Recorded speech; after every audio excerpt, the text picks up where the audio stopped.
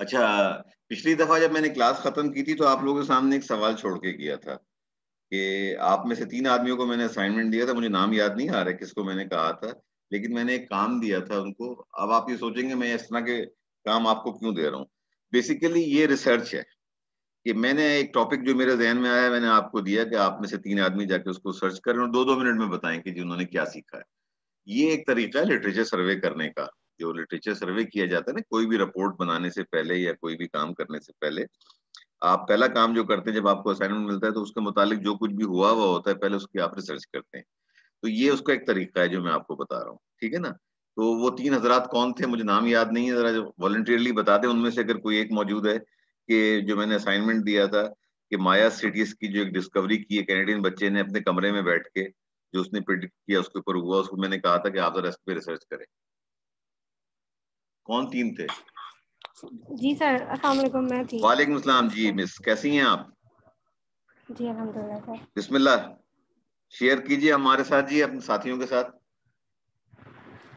जी sir, एक बच्चा 15 साल का, उसका नाम है विलियम कोई बात नहीं, गैथवे। नाम में नाम की उसने जो अहमियत है नहीं है जी। वो जी जी सर, तो उसने जो है अपने कमरे में बैठ के एक कॉन्स्टलेशन ऑफ स्टार्स के थ्रू जो है उसने एक हम्म, माइंड सिटी जो है डिस्कवर करी थी। उसने स्टार्स के थ्रू कि उसके अलाइनमेंट से उसने सारी माइंड सिटी देखी थी कि उसके अलाइनमेंट में आ रही थी, लेकिन हम्म, एक माइंड सिटी जो है वो नहीं आ रही थी। तो हम्म। उसने फिर उसको डिस्कवर किया और फिर उसका नाम उसने खुद से बता दिया। कागजी रखा था उसने उसका नाम, यानी माउथ ऑफ फायर। जी, और उसने सैटेलाइट कोऑर्डिनेट से प्रिडिक्ट किया कि इस जगह वो शहर है। अ, जी ठीक जी है ना, सर। फिर वो मैक्सिको में आर्कियोलॉजिस्ट ने उसको डिग किया और वो निकल के आ गया, ठीक है। जी ठीक हुआ जी ना। सर। लेकिन ये जी जी देखिए सर, इसमें यही है। आप ये देखिए जो इसके अंदर जो एक अहमियत की बात है ना, जो हम लोग ये सबके लिए एक लर्निंग लेसन है कि एक 15 साल का बच्चा उसने कॉन्स्टलेशन देखी कि मायंस का बड़ी रिसर्च थी। और ये बड़ा एक इम्पॉर्टेंट टॉपिक है सबके लिए, पूरी दुनिया इस पे हैरान है, आज तक कोई बता नहीं पा रहा कि वो लोग एलियंस थे, कौन थे, क्या था, किसने उनको बताया कि जिस वक्त साइंस एंड टेक्नोलॉजी यानी आज के दौर में इतने एडवांसमेंट के बाद भी लोग नहीं कर सकते, उन्होंने किस तरीके से अपने शहर कॉन्स्टलेशन के हिसाब से बसाए थे। और एक मिसिंग उसको नजर आया तो उसने कहा कि जी यहाँ पे होना चाहिए, और उसकी बात सही निकली। हालांकि बड़ी डिबेट हुई है उसके बाद, उसको लोगों ने बड़ा कंडेम किया और कहा कि जी बकवास है, बहुत सारे एक्सपर्ट्स ने उसको कहा। लेकिन ये एक बहुत बड़ा ब्रेक थ्रू है कि 15 साल का लड़का कमरे में बैठ के प्रिडिक्ट एक चीज कर रहा है ना। यही पॉइंट मैंने इसलिए लिया था कि अगर आप रिसर्च करना चाहें ना किसी भी चीज के मुतालिक, तो उसके लिए जरूरी नहीं है कि आपके पास कोई बहुत ही हाई फाई टूल्स हो। उस बच्चे के पास कौन से टूल्स थे? यही थे ना। उसने देख के और एक कोऑर्डिनेट्स बताया और उसके ऊपर उसने एक शहर को निकाल लिया, ठीक है। अब मैं जा रहा हूँ स्क्रीन शेयर करने के लिए।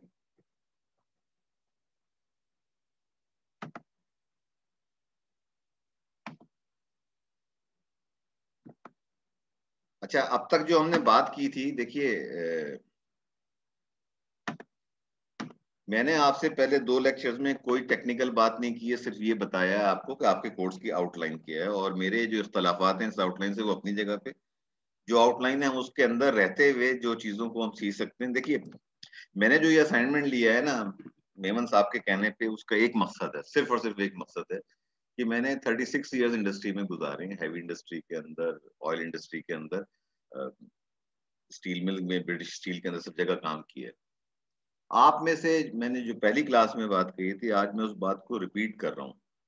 वो रिपीट ये कर रहा हूँ कि आप में से शायद 30 में से कोई एक या कोई दो जो हैं एमएस को जाएंगे या पीएचडी तक जाएंगे। मेजॉरिटी ने आपने जाके फील्ड के अंदर काम करना है, आपने इंडस्ट्री के अंदर काम करना है, आप किसी और जगह काम करें। रिसर्च के अंदर जो परसेंटेज जो हमारे यहाँ निकल के आती है वो बहुत कम लोगों की निकल के आती है जो करते हैं, एडवांस स्टडीज करते हैं। ये जो कोर्स है इसको जो मैं इस पे ज्यादा एम्फेसाइज करना चाहता हूँ आपकी प्रेजेंटेशन स्किल्स के ऊपर, आपकी रिसर्च करने के तरीके आपको पता होना चाहिए। कोई टॉपिक अगर आपको मिलता है, कोई सब्जेक्ट आपको मिलता है, उस पर रिसर्च कैसे करें। आप जब इंडस्ट्री में जाएंगे, जैसे मैंने पहले दिन बात की थी आपसे कि फेलियर एनालिसिस पे आपको काम करना पड़ेगा, कोई प्रॉब्लम हो गई है उसके ऊपर आपको काम करना पड़ेगा। और शुरू के 3 साल जो होंगे आपके, वो सिर्फ और सिर्फ लोगों को असिस्ट करने में गुजरेंगे। जो आपके सीनियर होंगे, आपके पहला जो जॉब का हिस्सा होता है जब आप ज्वाइन करते हैं किसी भी जगह, तो आपको एक टाइटल दिया जाता है मैनेजमेंट ट्रेनी।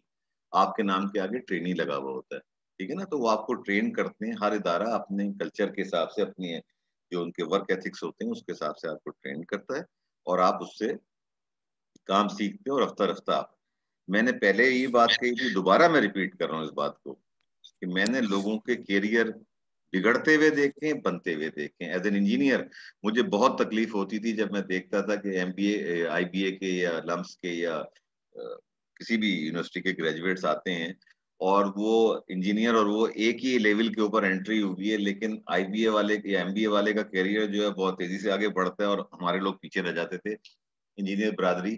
तो मैंने इस चीज को सफर किया है, इसको ओवरकम करने के लिए, और ये चीजें हमारे लिए बहुत जरूरी हैं कि अगर आपको प्रेजेंटेशन, देखिए दुनिया में आपको हर चीज आती हो, लेकिन अगर आप उसको बताने के काबिल नहीं है ना, नॉलेज अगर सिर्फ आपके पास है, आपके दिमाग के अंदर है, वो किसी काम की नहीं होती जब तक कि आप उस नॉलेज को शेयर ना करें किसी के साथ।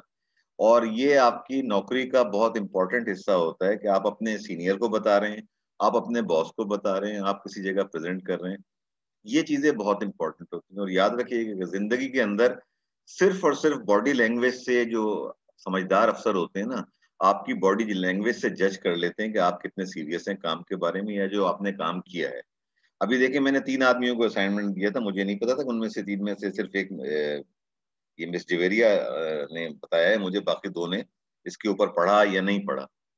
मकसद ये नहीं कि मैं आपको कर रहा हूँ, मैं आपको एक ट्रेनिंग देने की कोशिश कर रहा हूँ कि आप पीछे जाके किसी भी सब्जेक्ट, अब ये तो एक ऐसी बात है ना, जनरल बात थी कि जी ऊपर, पिछली दफा हमने पिरामिड्स पे बात की थी तो उससे रिलेटेड ये एक बात थी। आपको लॉजिकल थिंकिंग सिखाई जाती है कि कोई प्रॉब्लम अगर आपके सामने आई है तो उसको लॉजिकली कैसे करना है, स्टेप बाय स्टेप कैसे चलना है। ये हम आगे डिस्कस करेंगे कि जो स्टेप्स होते हैं, रिपोर्ट राइटिंग के क्या स्टेप्स होते हैं, किसी भी चीज को, कोई प्रॉब्लम अगर आपको आ गई है, खुदा ना खास्ता आपके जिस इदारे में आप काम कर रहे हैं उसके अंदर कोई बड़ा मशीन फेलियर हो गया है, कोई इलेक्ट्रिकल फॉल्ट कोई ऐसा बड़ा आ गया जो कि समझ में नहीं आ रहा, तो उन सब की इन्वेस्टिगेशन करने के तरीकेकार क्या हैं, कैसे हम आगे बढ़ते हैं। और अगेन मैं रिपीट कर रहा हूँ कि जिंदगी के अंदर अगर आगे आपने बढ़ना है ना, तो you have to be a good presenter. देखिए, ओरेटरी एक चीज और है, तकरीर करना एक चीज और है। तकरीर का एक फन होता है जो बहुत सारे लोगों को आता है, बहुत सारे लोगों को नहीं आता, लेकिन अपनी बात को कन्विंसिंग वे में अपने ऑडियंस तक पहुंचाना, ये एक चीज है जो कि हर आदमी सीख सकता है, इसके अंदर कोई रॉकेट साइंस नहीं होती है, हम सब कर सकते हैं इस चीज को। तो आपके कोर्स की आउटलाइन में रहते हुए जो आपको मुझे आउटलाइन बताई गई है, जो इट इज मोर और लेस, जो आउटलाइन मैंने पढ़ी है, आपके साथ शेयर भी की है, वो आउटलाइन जो है रिसर्च बेस्ड है। इसमें प्रेजेंटेशन का हिस्सा बहुत कम है। रिपोर्ट राइटिंग के ऊपर अगर हम बात करें तो वो तो चलें ठीक है, आपके काम आएगी, लेकिन मैं फिर भी जो कुछ रहते हुए आपसे इस आउटलाइन के ऊपर भी बात करूंगा जो इसके कंटेंट्स हैं, और जो आपको प्रैक्टिकल लाइफ के अंदर, अब प्रैक्टिकल लाइफ में जैसे हमने पिछली दफा बात की थी कि आजकल की जो कम्युनिकेशन है या तो व्हाट्सएप ग्रुप पे हो रही है इदारों के अंदर, अ, किसी भी एक सेक्शन के ग्रुप बन जाते हैं, उन ग्रुप्स के आपस के अंदर वो एक्सचेंज करते रहते हैं। दूसरी बात, ज्यादातर कम्युनिकेशन जो होती है इन हाउस या आउटसाइड दुनिया से, वो ईमेल के ऊपर होती है। ईमेल कैसे लिखी जाती है, ईमेल का प्रोटोकॉल क्या होता है, हमने पिछली दफा बात की थी, बीसीसी की बात की थी, हमने सीसी की बात की थी। ये सब चीजें होती हैं जो कि आपको आनी चाहिए। फिर मैंने बात आपको, इसमें एक चीज है बड़ी इंपॉर्टेंट इसके अंदर, कि अगर आप कोई प्रोड्यूस कर रहे हैं, कोई प्रोडक्शन यूनिट से आपका ताल्लुक है, और आपका कमर्शियल डिपार्टमेंट आपको कहता है कि जी एक टेंडर आया हुआ है, उसमें हमने इस यूनिट को सप्लाई करना है, तो टेक्निकल इन्फॉर्मेशन सारी आप उसको प्रोवाइड करेंगे अपने कमर्शियल डिपार्टमेंट को, या हो सकता है आप में से कोई कमर्शियल डिपार्टमेंट में काम कर रहा हो। वो फिर बाद दफा ऐसा होता है कि आपको टेंडर डॉक्यूमेंट बनाने पड़ते हैं। कोई चीज अगर आपने खरीदनी है, कोई सर्विसेज आपने लेनी है, प्लांट के ऊपर कोई मशीनरी लगवानी है, कोई चीज लगवानी है, उसका आपको टेंडर डॉक्यूमेंट बनाना पड़ता है। कभी कभी आपको टेंडर में पार्टिसिपेट करना पड़ता है, एज ए सप्लायर, आप सप्लायर के लिए काम कर रहे हैं, तो टेंडर डॉक्यूमेंट आपके पास आया, उसको पढ़ना, उसको समझना, उसकी क्वेरीज निकालना कि क्या है, और फिर जो उसने मांगा है और आपकी प्रोडक्ट में जो डिफरेंसेस हैं उनको सामने रख के इवेल्युएट करना, और फिर अपने जिसने टेंडर कॉल किया उसको बताना, उससे क्लैरिफिकेशन लेना। ये सारे काम आजकल ईमेल पे होते हैं। इन दी एंड आप जाके बिड देते हैं। जैसे मैंने आपको बताया था कि आजकल जो है, जो मॉडर्न ट्रेंड है वो ये है कि जो खरीदने वाला होता है वो दो तरह की बिड मांगता है, एक टेक्निकल बिड मांगता है, एक कमर्शियल बिड मांगता है। कमर्शियल बिड नहीं खुलती उस वक्त तक जब तक कि आपकी कंपनी या कोई जितने भी जिसने भी अप्लाई किया है वो टेक्निकल बिड में क्वालिफाई ना कर जाए। ओनली जो टेक्निकल बिड में क्वालिफाई करते हैं उन्हीं की कमर्शियल बिड खोली जाती है और उसको फिर इवेल्युएट करके और जो लोएस्ट होता है उसको दिया जाता है। तो ये तो आजकल मॉडर्न ट्रेंड चल रहा है। वो दो हजरात जिनको मैंने असाइनमेंट दिया था वो आ गए, मैं नाम भूल चुका हूं उनके, नहीं आए, चले कोई बात नहीं। अच्छा, अभी मैं उनसे गालिब से बात कर रहा था कि देखिए आपकी अब तक सिर्फ 2 क्लासेस हुई हैं, आज तीसरी क्लास है, एक हफ्ता आपका प्रैक्टिकल्स में चला गया है, तो हमें इसको कंपनसेट करना पड़ेगा। मेरे पास वेंसडे और थर्सडे फारिग है बिल्कुल। तो अगर आप लोग एग्री करें तो आप उनको अपने सीआर को बता दीजिएगा क्या करना है, तो ये फिर मुझे टेक्स्ट कर देंगे तो हम नेक्स्ट क्लास को प्लान कर लेंगे। इसी वेडनेसडे को आप करना चाहते हैं इसको कर लेंगे, या थर्सडे को, जो भी आप मुझे दिन देंगे, जो टाइम देंगे। मेरे पास ना टाइम की कोई पाबंदी है ना, इवन संडे को भी मैं तैयार हूँ अगर आप लोगों के पास टाइम। ठीक है ना, तो ये मुझे बाद में बता दें। अब सवाल ये है कि हम बात कर रहे थे कि हमें टेक्निकल रिपोर्ट्स की जरूरत क्यों पड़ती है। इसके 6-7 रीजंस होते हैं। वैसे तो किताबों में आपको 20 भी मिल जाएंगे, लेकिन मैंने जो सबसे इंपॉर्टेंट 5-6 हैं वो आपके सामने रखे। पहली चीज तो ये कि इंसिडेंट इन्वेस्टिगेशन रिपोर्ट, ये रिपोर्ट 2 दफा आ गया। एनीवे, ये रिपोर्ट लिखी जाती है उस वक्त जबकि कोई कोई हादसा हो गया है। फॉर एग्जाम्पल, आपके शॉप फ्लोर के ऊपर एक साहब जा रहे थे, फोर्कलिफ्ट आ रहा था, उसने उसको मार दिया, देखा नहीं फोर्कलिफ्ट आपने, ये एक हादसा हो गया। ठीक है ना। अब इसका एक अगर जो इदारा होता है उसके अंदर एक इस तरह का कोई इंसिडेंट हो, उसका एक पर्टिकुलरली एक फॉर्मेट बना हुआ होता है, उस फॉर्म के ऊपर पूरा वाकया लिखा जाता है, क्या हुआ, कैसे हुआ, इन्वॉल्व लोग कौन थे, फोर्कलिफ्ट कौन चला रहा था, वो तो एक प्रिस्क्राइब फॉर्मेट होता है, वो आपने भरना होता है। इसके बाद इस बात चीज की इन्वेस्टिगेशन होती है, ये हुआ क्यों है। क्या जो चला रहा था फोर्कलिफ्टर वो ब्लाइंड था, या उसका दिमाग कहीं और था, या जो साहब शॉप फ्लोर के ऊपर चल रहे थे उन्होंने फोर्कलिफ्टर होगा, किसकी गलती थी, क्या हुआ, क्यों हुआ। गलती हो जाना कोई क्राइम नहीं है, लेकिन किसी गलती का रिपीट होना दैट इज अ क्राइम। ठीक है ना। तो वो उसकी फिर एक रिपोर्ट लिखी जाती है, उसके आखिर के अंदर एक चीज होती है जिसको हम लिखते हैं, कहते हैं लेसन लर्न, कि ये जो हादसा हुआ इससे हमने क्या सबक सीखा। और वो लेसन लर्न जो है पूरे इदारे में सर्कुलेट किया जाता है, एमडी से लेके नीचे तक। और अल्लाह ना करे अगर 2 चीजें बड़ी बुरी समझी जाती हैं इंडस्ट्री में जब आप जाएंगे। एक होता है टाइम लॉस, यानी एक आदमी का हादसा हुआ, उसके अंदर उसके ऐसे चोट आई कि वो 2 दिन 3 दिन 1 दिन वो काम से चला गया, काम पे नहीं आया, उसको मेडिकल लीव मिली। ये बड़ा बुरा समझा जाता है टाइम लॉस। और कैजुअलिटी अगर हो जाए या फिटैलिटी कोई हो जाए तो ये तो समझिए कि नीचे से ऊपर तक हंगामा मच जाता है। अच्छे इदारे जो होते हैं, इवन थर्ड पार्टी लेबर का भी अगर कोई एक्सीडेंट हो जाए, कुछ हो जाए, उसको भी बहुत सीरियस लेते हैं वो, कि ये आदमी चाहे थर्ड पार्टी भी हमारे साथ काम कर रहा था, लेकिन ये बहरहाल एक इंसान था, इसके साथ जो हुआ है, तो वो सब उसको दिया जाता है, उसको बहुत बुरा समझा जाता है। लेकिन वो पूरी इन्वेस्टिगेशन डिटेल के अंदर की जाती है। उसके बाद उस रिपोर्ट को लिखा जाता है स्टेप बाय स्टेप, कि जी उसके आप पहले प्रीएम्बल लिखेंगे कि क्या है ये रिपोर्ट, आप क्यों लिख रहे हैं। ठीक है। ये आप लोगों को आवाज आ रही है, मुझे कोई रिस्पॉन्स नहीं मिल रहा है आपकी तरफ से। हेलो। जी जी सर, आ सर, रही है। आवाज आ रही है यस सर, सर। आ रही है। आप मुझे बीच बीच में जरा आप अपने प्रेजेंस का आ रही सबूत है दे सर। दें। देखिए मैं ओल्ड फैशन ख्यालात का आदमी हूँ। मेरे ख्याल से आपके वालिदैन भी जो है मुझसे बहुत छोटे होंगे, आप लोग जो बैठे हुए हैं, आपका एज ग्रुप 20-22 के दरमियान होगा, 22-23, इससे ज्यादा नहीं हो सकता। मैंने 2 जनरेशन ज्यादा देखी हैं। मेरी तरबियत जिन लोगों के हाथ हुई है वो जाहिर है कि ब्लैक बोर्ड, चौक, बाद में जो है फिर ओवरहेड प्रोजेक्टर, और फिर उसके बाद आखिरी स्टेज के अंदर पावर पॉइंट भी सीखा और सब कुछ किया। इंटरएक्टिव सेशन में जब तक आप इंसान को देख ना रहे हो, मैं आज से नहीं पढ़ा रहा, मैं बहुत अरसे से पढ़ा रहा हूँ, मैं शाम में पढ़ाया करता था। मेरी जो 25 नंबर जो मैं देता हूँ ना, वो क्लास पार्टिसिपेशन को देता हूँ, कि ये जो स्टूडेंट जो है कितना अटेंटिव है, कितनी दिलचस्पी ले रहा है क्लास के अंदर। लेकिन अनफॉर्चुनेटली ये कोरोना ने और ऑनलाइन ने मुझसे ये मेरा हक छीन लिया है, तो मेरी मजबूरी है। मैं इसी तरीके से फिर आपको ये उल्टे सीधे काम दे के मैं आपको जज करने की कोशिश करता हूँ कि आप कितनी दिलचस्पी ले रहे हैं काम के अंदर। तो ठीक है, इन्वेस्टिगेशन रिपोर्ट ये तो एक पहली आपको लिखनी पड़ेगी आपको इसके लिए। इसके पूरे बाज़ इदारों में फॉर्मेट आपको मिल जाएगा, लेकिन शुरू उसी से होती है कि हुआ क्या, प्रीएम्बल क्या है, उसके बाद आप उसका डिस्क्रिप्शन लिखेंगे, रीजन लिखेंगे सारे, और आखिर के अंदर आप कंक्लूजन लिखेंगे, और सबसे आखिर में लेसन लर्न। अगर कोई इवन ये चीज जो इंसान पे अप्लाई नहीं होती, ये एक्सीडेंट के ऊपर अप्लाई, ये कोई अगर मशीनरी का ब्रेक डाउन भी अगर हुआ है, कोई अनफॉर्चुनेट फेलियर अगर हो गया है, कोई मशीनरी ब्रेक डाउन हो गई, कोई तोड़ फूट टूट फूट हो गई है, गलत चीज चली गई जिसने उसको मशीनरी को तोड़ दिया, उसको भी आप पूरा लिखते हैं। और वो लेसन लर्न जो होता है, टेक्निकल रिपोर्ट में लेसन लर्न कंसर्न लोगों को जाता है। किसी इंसानी हादसे की सूरत में जहाँ पे हेल्थ सेफ्टी इन्वायरमेंट का कोई अगर डैमेज हुआ है, कोई चीज स्पिल हो गई है, तेल जमीन पे गिर गया है, सब सॉइल वाटर को आपने खराब कर दिया है, उसकी रिपोर्ट जो होती है वो दूसरी तरह की होती है, और उसके ऑडियंस कुछ और होते हैं। टेक्निकल रिपोर्ट जो आप लिखते हैं मशीनरी फेलियर की, उसके ऑडियंस कुछ और होते हैं। दूसरी रिपोर्ट जो आपको लिखनी पड़ती है वो रिसर्च रिपोर्ट है। रिसर्च रिपोर्ट क्या होती है कि आपको एक सब्जेक्ट मिला, एक टॉपिक मिला, आप जिस इदारे में काम कर रहे हैं वहां पे कोई प्रोजेक्ट आ गया है। वो प्रोजेक्ट जब आया है तो उस प्रोजेक्ट के ऊपर आप पूरी स्टडी करते हैं, उसको करके और पूरी रिसर्च कंप्लीट करके और सबमिट की जाती है। उस रिसर्च रिपोर्ट को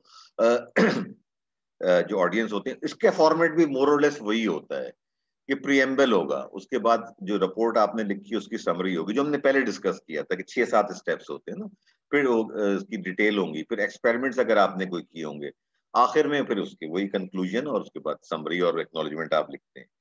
फिर थीसिस है। थीसिस में अगर आप मास्टर्स कर रहे हैं तो मास्टर्स दो कोर्स तरीके से होता है, एक मास्टर्स बाय कोर्स होता है, एक मास्टर्स बाय रिसर्च होता है। कोर्स के अंदर ये होता है कि आपको 10 सब्जेक्ट 30 क्रेडिट आवर पढ़ना पड़ता है। पाकिस्तान की जो रिक्वायरमेंट है 30 क्रेडिट आवर की रिक्वायरमेंट है। उस 30 क्रेडिट आवर के अंदर आप या तो 10 कोर्स ले लें, आपको मिनिमम 1.5 साल के अंदर वो करने होते हैं, मैक्सिमम आपको 3 से 4 साल अलाउ होते हैं। मेरे ख्याल से 4 साल करती है बैचेस ने। उस 4 साल में आपने 10 कोर्सेज कंप्लीट करने होते हैं, 2 से ऊपर जीपीए रखना होता है, तो आपको मास्टर्स की डिग्री मिल जाती है। बाद लोग ये करते हैं कि वो 8 कोर्स करते हैं और एक थीसिस का टॉपिक ले लेते हैं, मास्टर्स की थीसिस का, उस सब्जेक्ट के ऊपर वो रिसर्च करके, जिस तरह हमने भी बात की कि थीसिस के जो स्टेप्स होते हैं ना रिसर्च के, वो पूरी करके और टाइटल लेते हैं, उस टाइटल को डिफेंड करते हैं, कमेटी होती है उसके सामने वो डिफेंड करते हैं, और उसके बाद अपने जो सब्जेक्ट के ऊपर थीसिस लिख के उसका वाइवा होता है। एक पूरी टीम बैठती है जिसमें कम से कम 2 पीएचडीज का होना जरूरी है, वो उसको इवेल्युएट करता है, उसके बाद कहता है कि हाँ जी ये इसको हम 6 क्रेडिट आवर अवार्ड कर रहे हैं, जो भी उसकी ग्रेडिंग की जाती है। ये हो जाता है आपके थीसिस। इसी को आप ले जाएं पीएचडी के अंदर। दुनिया के अंदर जो है, वेस्ट के अंदर आप एमआईटी में चले जाएं, हार्वर्ड में चले जाएं, ऑक्सफोर्ड, कहीं भी चले जाएं, उनके तरीके 2 रूट लेते हैं थीसिस कराने के। पीएचडी के 2 रूट लिए जाते हैं। एक तो ये होता है कि अगर आप बहुत अच्छे स्टूडेंट रहे हैं ग्रेजुएट के अंदर, वो आपको कुछ कोर्सेज वॉलंटियरली कहते हैं कि आप ये कोर्सेज अटेंड कर लें मास्टर्स के, और आप साथ साथ अपनी रिसर्च शुरू कर दें। तो आप रिसर्च शुरू करते रहते हैं। मास्टर्स के 1-2 कोर्सेज आपने जो आपसे रिलेटेड है आपने पढ़ लिए, और आपने अपनी रिसर्च की और आपने रिसर्च अपनी जमा करा दी, उसके ऊपर आपको पीएचडी की जाती है। फॉर्मेट उसका भी वही रहेगा जो हमने पहले डिस्कस किया, 6-7 स्टेप जो होते हैं वो रहेंगे। दूसरा ये होता है कि आपने कहा कि जी पहले मैं मास्टर्स कर लूंगा, मास्टर्स के बाद आपने पीएचडी में एनरोल करा लिया और पीएचडी में करते हैं। पाकिस्तान के अंदर अब जो कानून आ गया है, अगर आप में से कोई मास्टर या पीएचडी करना चाहे, अब कानून एचईसी ने ये बना दिया है कि आपको 2 हिस्सों में ब्रेक कर दिया है कि 18 आपने मास्टर्स किया हुआ है, 30 क्रेडिट आवर आपने पूरे किए हैं, लेकिन वो कहते हैं कि 18 घंटे के क्रेडिट आवर आप और करेंगे, और 12 घंटे जो आप थीसिस लिखेंगे अपनी, उसके 12 क्रेडिट आवर के बराबर होगी। तो वो आपको 18 घंटे पूरे करने के लिए आपको 2 साल मिलते हैं, और इस काम के लिए वो 5 साल देते हैं, क्योंकि ज्यादातर लोग जो पीएचडी कर रहे होते हैं वो नौकरी के ऊपर होते हैं, तो उनको उन्होंने 5 साल का टाइम दिया है। और उसके अंदर आपको हर 6 महीने एक प्रोग्रेस रिपोर्ट देनी होती है, मिनिमम 2 या मैक्सिमम 4 रिपोर्टों के बाद आपका सुपरवाइजर आपको इजाजत देता है, आप अपनी थीसिस लिखते हैं, उसको करते हैं। अब टेक्निकल पेपर आ जाइए, चौथा चीज जो पब्लिश करनी होती है। टेक्निकल पेपर क्या होता है? टेक्निकल पेपर बेस करता है आपकी रिसर्च के ऊपर, कि जो आपने रिसर्च की है आप उसको दुनिया के साथ शेयर करना चाहते हैं। शेयर किस तरीके से होता है? इंटरनेशनली हर फील्ड के अंदर, अब आप जैसे मैकेनिकल में आप पढ़ रहे हैं, मैकेनिकल के अंदर कोई इस वक्त दुनिया के अंदर कोई 200 पब्लिकेशन हैं, जर्नल्स हैं जो दूसरे निकल रहे हैं, मुख्तलिफ, रशिया से अलग निकल रहे हैं, चाइना से अलग निकल रहे हैं। चाइना तक हमारी एक्सेस नहीं है उनकी लैंग्वेज की वजह से इतनी ज्यादा, लेकिन ट्रांसलेशन अवेलेबल हो जाती हैं। सिर्फ इंग्लैंड के अंदर मैकेनिकल के जो जर्नल निकल रहे हैं उनकी तादाद 11 है, अमेरिका में इससे भी ज्यादा है। तो आप क्या करते हैं, आपने जो भी अपनी रिसर्च की है उसको आप, अब थीसिस तो होती है 300 सफे की, 400 सफे की, ठीक है, उसको आप समराइज करते हैं, और समराइज करके टेक्निकल पेपर या रिसर्च पेपर के नाम से आप भेजते हैं। जो भी आपने जर्नल सेलेक्ट किया उसके पास आपने भेजा, उस जर्नल का एक एडिटोरियल बोर्ड होता है, उस पे आपकी फील्ड के जो एक्सपर्ट होते हैं, जिनके 200 250 पब्लिकेशन होती हैं, जिन्होंने किताबें लिखी हुई होती हैं, वो उनके पास जाता है। वो उसको फिर इवेल्युएट करते हैं कि ये जो आपका काम है रिसर्च बेस्ड, जिसको आपने टेक्निकल पेपर लिखा है, अभी मैं टेक्निकल पेपर के फॉर्मेट पे नहीं आ रहा हूँ, सिर्फ ये बता रहा हूँ कंटेंट्स को उनके इवेल्युएट करते हैं, उसके बाद वो फैसला करते हैं वेदर इट इज पब्लिशेबल और नॉट। कभी कभी ऐसा भी होता है कि वो जर्नल आपकी पब्लिकेशन को, टेक्निकल पेपर को रिजेक्ट कर देता है, उसके मेयार पे वो पूरा नहीं होता, फिर आप वो उसको किसी और के पास ले जाएं, दूसरे के पास, लेकिन ये एक बहुत बड़ा स्टिग्मा होता है कि अगर आपका लिखा हुआ पेपर रिजेक्ट है। पेपर के अंदर भी वही फॉर्मेट अप्लाई होता है मोरलेस, जो फर्क सिर्फ इतना होता है कि पेपर के अंदर जब आप टेक्निकल पेपर लिखते हैं तो आपके number of words are very limited. Thesis के अंदर तो एक पेज के ऊपर, ये मैं सवाल कर रहा हूँ जनाब, कौन बताएगा, एक पेज पे अगर आप सिंगल लाइन ही एक मतलब एक लाइन छोड़ के अगर आप टाइप कर रहे हैं, A4 वाला एक कागज के ऊपर कितने अल्फाज आ जाते हैं एवरेज, ऑन दी एवरेज?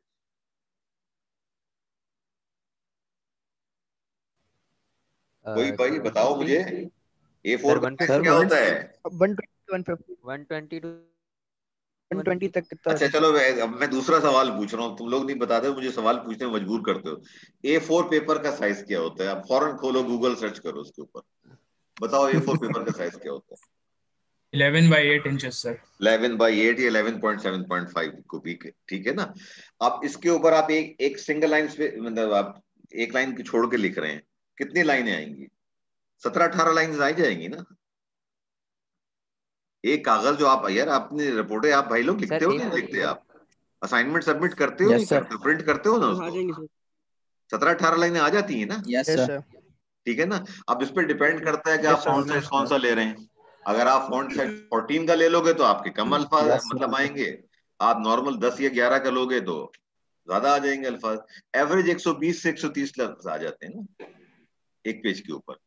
तो आपकी जो थीसिस है उसमें अगर आप तस्वीरें, ग्राफ, चार्ट्स निकाल दो, तो उसके अंदर कम अज कम 140-150 पेजेस रिटन टेक्स्ट के होते हैं, ठीक है।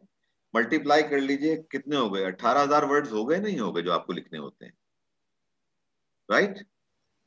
अंग्रेजी जबान का सर सबसे बड़ा जो अदीब है वो कौन है, जिसको पूरी दुनिया मानती है कि अंग्रेजी में उससे अच्छा किसी ने नहीं लिखा?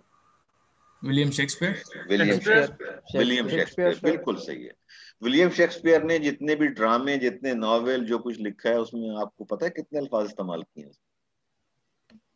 टोटल वर्ड्स जो उसने मुख्तलिफ यूज किए हैं, डिक्शनरी के अंदर तो लाखों अल्फाज होते हैं ना, विलियम शेक्सपियर ने कितने किए हैं? उसके अंदाजा पूरे नहीं सर। ड्रामों, पूरे नॉवेल जो भी उसके हैं, उसके अंदर जो टोटल अल्फाज इस्तेमाल किए हैं उसने, एक पूरी इसके ऊपर एक रिसर्च हुई, एक आदमी को PhD मिली, 13,155, 13,155 वर्ड्स उसने यूज किए हैं, and he is suppose to be the best. Normally कोई आदमी अगर PhD की थीसिस लिखता है ना, तो अगर उसने 1200 डिफरेंट वर्ड्स यूज कर लिए हैं ना, टेक्निकल नॉन टेक्निकल, समझ लें कि वो एक एवरेज है।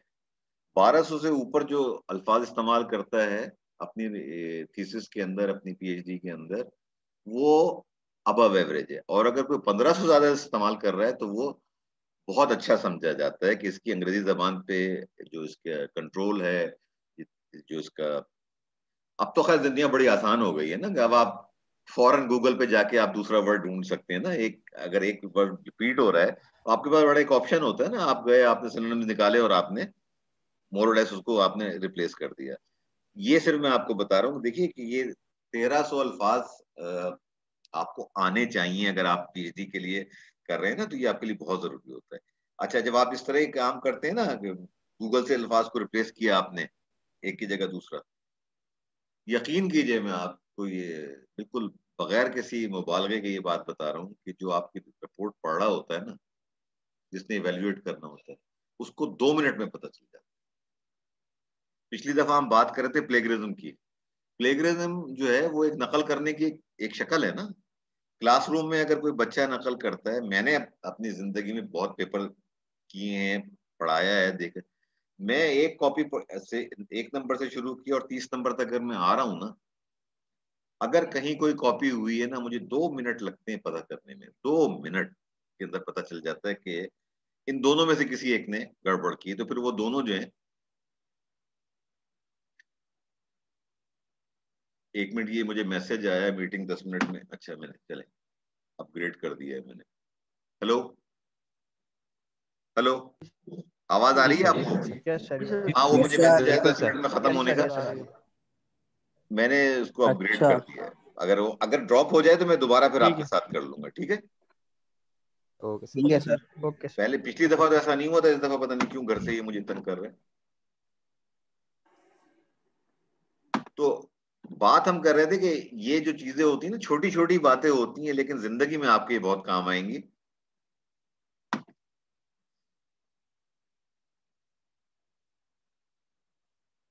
अच्छा, ये मुझे कुछ तंग कर रहा है, ये खरीदने के लिए बातें कर रहा है। मेरे पास तो पैसे नहीं है खरीदने के लिए, हमदर्द वाले इतने पैसे नहीं देते कि मैं जूम खरीदूं।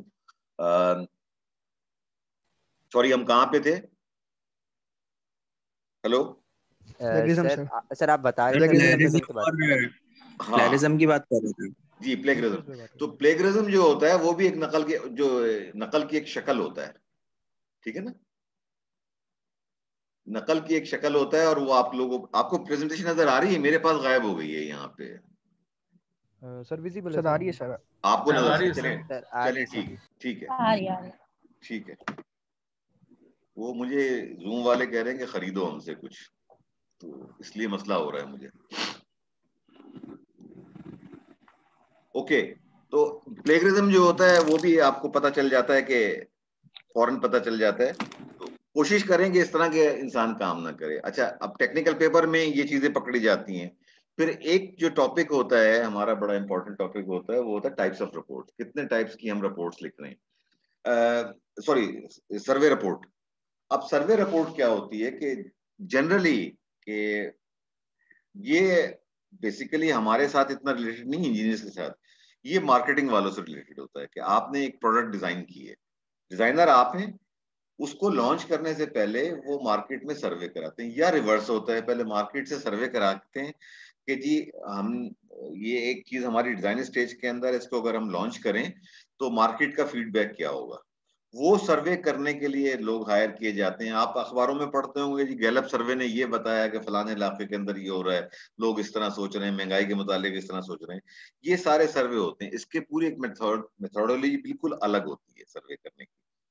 वो आप सर्वे करते हैं, उस सर्वे को भी रिपोर्ट की शक्ल में लिखा जाता है, और उसके अंदर फिर आप सारा पूरा डिस्क्राइब करते हैं कि सैंपल साइज क्या था मेरे सर्वे का, कितने लोगों को। मैं अब इसकी आपको एक मिसाल दूं प्रैक्टिकल लाइफ से, कि मैं तेल की कंपनी में काम करता था, तो हम अक्सर ये होता था कि लुब्रिकेटिंग ऑयल को जब कोई नया अपग्रेड करते थे, कुछ करते थे, तो उसके बाद, करने से पहले और करने के बाद, पेट्रोल पंप्स के ऊपर आप जैसे स्टूडेंट जब इंटर्न बन के आते थे, उनको ये असाइनमेंट देते थे कि अगर 150 बच्चे आए ना, उनमें से 75 को असाइनमेंट दे दिया, ये पंप है, बड़े बड़े पंप है जहाँ पे लोग लुब्रिकेंट खरीदने, वहां जाओ, ये क्वेश्चनर है, क्वेश्चनर उनको दे दिया, उनसे बात करो, उनसे तमीज से बात करके टाई वाई लगा के खड़े हो जाना, वो भरना उसको, और वो भर के आते थे। उन रिपोर्ट्स की बुनियाद के ऊपर आप एक इवेल्यूशन करते थे कि ये जो काम आप करने जा रहे हैं। या मिसाल के पर, अब आपने देखा होगा, आप में से जो गाड़ी चलाते हैं या मोटरसाइकिल चलाते हैं,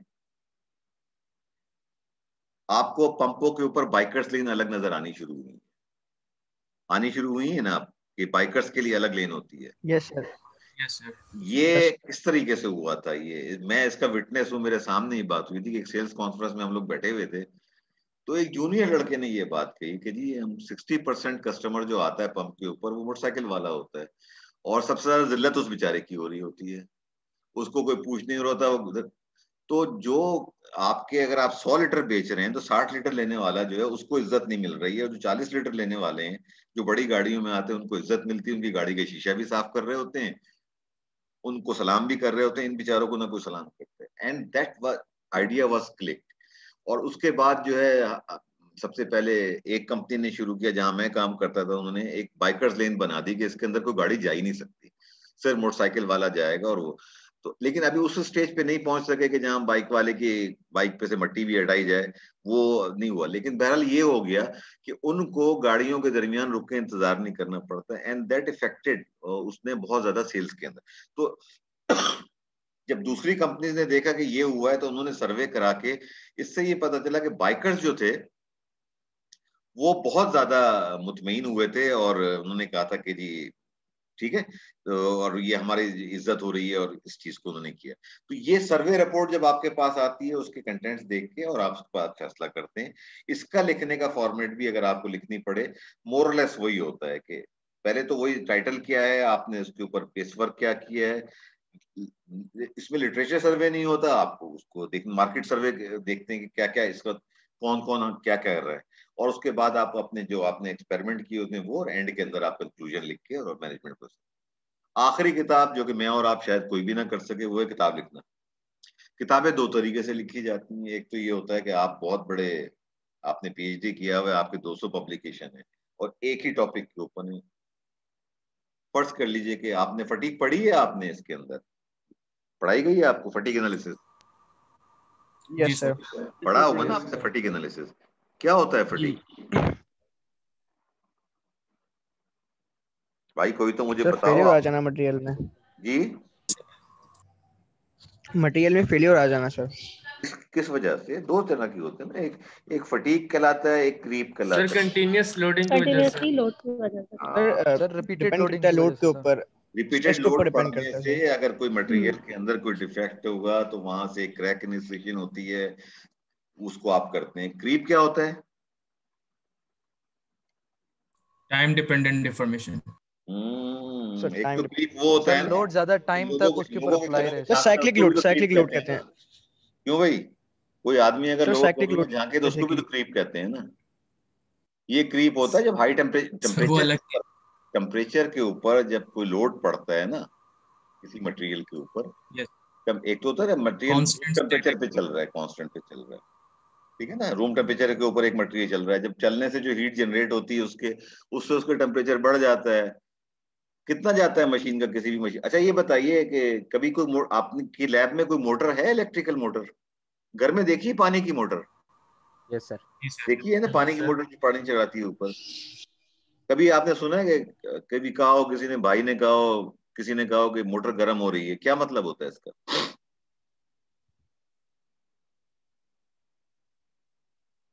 जब कहते हैं ना कि भाई सर वो मोटर मेनली गर्म हो हीटअप रही कर जाती है, है, वो मेनली हीटअप कर जाती है जब हीटअप रिटर्न कर ऊपर से जाती पानी आ रहा है। होता है उसके वो अंदर। तो जाहिर है अंग्रेजी में यही कहेंगे ना, उर्दू में कहेंगे गर्म हो रही है आप करो, हीटअप हो जाती है। क्या मकसद क्या होता है इस बात को कहने का? जब मैं आपसे कहूं बेटा जाके जरा मोटर देख लो, मोटर गर्म हो रही है, क्या मतलब? मैं क्या कहना चाह रहा हूं आपसे? सर कि उसके ऊपर अनयूजुअल लोड जब पड़ता है तो मोटर हीट अप होती है sir. Sir continuous loading basically जब चल रही होती है तो एक वर्किंग टेम्परेचर से ऊपर, वर्किंग फ्रिक्शन टेम्परेचर की से वजह से अप्रोच सर। कर जाता है बेसिकली सर। देखें, एक तो ये होता है ना कि नॉर्मली चल रही है, आप उसको कैसे बताओगे कि मोटर गर्म हो रही है? या सर कैसे? उसमें जो मतलब ऊपर, मैं आपके घर का बड़ा हूं, मैं आया, मैंने आपसे कहा कि बेटा मोटर गर्म हो रही है, इसको देखो, या इलेक्ट्रिशियन को बुला के इसको दिखाओ, ठीक है ना। मैंने किस बात से अंदाजा सर लगाया कि टेम्परेचर मोटर बेसिकली गर्म हो रही है? सर दरअसल जो चढ़ाने वाली अगर पानी मोटर ऊपर, तो वो पानी को एक अपोजिट डायरेक्शन में फेंक रही है। हम्म। अगर उसके ऊपर एक अपोजिट डायरेक्शन से, यानी ये टंकी साइड से अगर पानी नीचे उतरता है तो पानी ये आपस में लड़ता है, उसकी वजह से मेनली गर्म होती है कि उसके ऊपर एक अनडिस्ट्रीब्यूटेड लोड पड़ जाता है। हम्म। अच्छा चलें, तो उसको निकाल। चलें मैंने आपसे ये सवाल पूछ लिया। अच्छा मुझे बताइए कि आप कैसे बताएंगे कि मोटर पे हाथ रख के बताएंगे ना कि मोटर गर्म हो रही है? आपके पास कोई थर्मामीटर तो नहीं लगा हुआ वहां पे जो आपको बताए कि ये टेम्परेचर क्या है? कैसे चेक करते हैं ना, रूल ऑफ थंब से चेक करते हैं ना, हाथ लगा के चेक करते हैं ना। आपको पता होता है कि जब जी नॉर्मली सर, मोटर जी चल सर। रही होती है तो कितनी गर्म होती है, जब आपको उस पर दोबारा आप हाथ रखते हैं तो आपको पता है कि नॉर्मल से ज्यादा टेम्परेचर है, तो आप कहते हैं कि हीटअप हो रही है कोई चीज, यही है ना। उसमें कोई थर्मोस्टेट तो नहीं लगा यस हुआ सर। ना? यस सर बिल्कुल सर। अच्छा, नहीं अब सर। आप हाथ लगाने का तरीका क्या है? चलिए ये मुझे बताइए, कैसे लगाते हैं आप हाथ मोटर को? देखो मैं तुम्हें इंडस्ट्री की बातें बता रहा हूँ जो इंडस्ट्री में तुम्हें सिखाई जाएंगी है। कभी भी आप हथेली की तरफ से किसी भी मोटर को या किसी गियर बॉक्स को, किसी चीज को आप टच नहीं करते। ये पहली चीज आपको सिखाई जाएगी इंडस्ट्री के अंदर। आपकी जो हथेली है ना, जिसके ऊपर आपकी लकीरें बनी हुई, किस्मत की लकीर, शादी की लकीर है ना, देखिए ना हथेली अपनी यार, देखो गौर से भाई, खुदा के वास्ते बताओ ना मुझे।